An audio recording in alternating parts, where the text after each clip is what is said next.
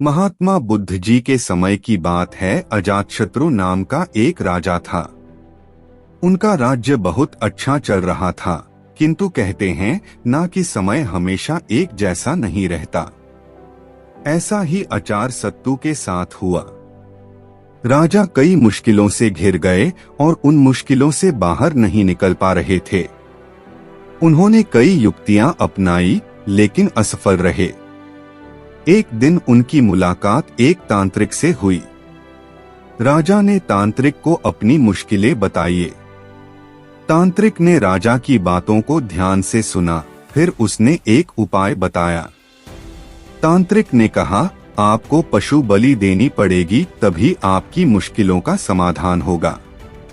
पहले तो राजा काफी सोच विचार में पड़ गया, लेकिन उन्हें जब कोई भी रास्ता ना दिखा दो उन्होंने तांत्रिक की बात मान ली।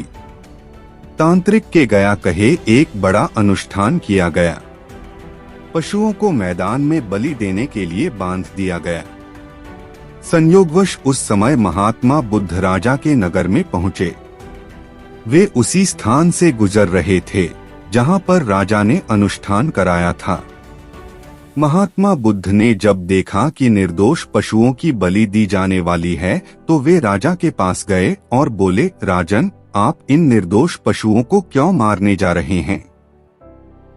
राजा बोले, महात्मा जी, मैं इन्हें मारने नहीं अपितु राज्य के कल्याण के लिए इनकी बलि देने जा रहा हूँ, जिससे सारे राज्य का कल्याण होगा।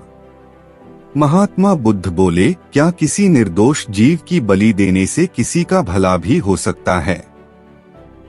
थोड़ा सा रुककर महात्मा बुद्ध ने जमीन से एक तिनका उठाया और राजा को देते हुए बोले, इसे तोड़कर दिखाइए। राजा ने तिनके के 2 टुकड़े कर दिए। बुद्ध बोले, इसे अब पूर्ण जोड़ दें। राजा बोले, महात्मा जी, यह आप कैसी बातें कर रहे हैं? इसे तो अब कोई भी नहीं जोड़ सकता।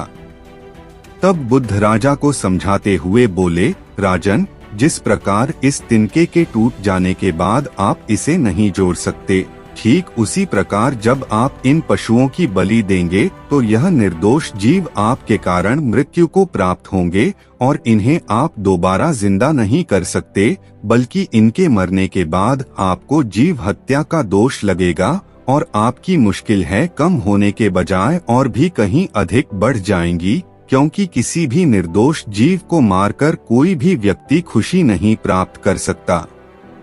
आपकी समस्या का हल निर्दोष जीवों को मारने से कैसे हो सकता है? आप राजा हैं, आपको सोच विचार कर निर्णय लेना चाहिए।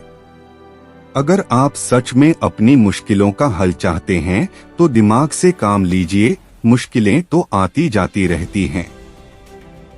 यही जिंदगी का सच है। निर्दोष को मारने से समस्याएं नहीं समाप्त होंगी, बल्कि उसका हल आपको बुद्धि से ही निकालना होगा। बुद्ध की बात सुनकर अजातशत्रु उनके चरणों में गिर पड़े और अपनी भूल की क्षमा मांगने लगे। अजातशत्रु ने ऐलान करा दिया कि अब से उनके राज्य में किसी निर्दोष जीव की हत्या नहीं की जाएगी।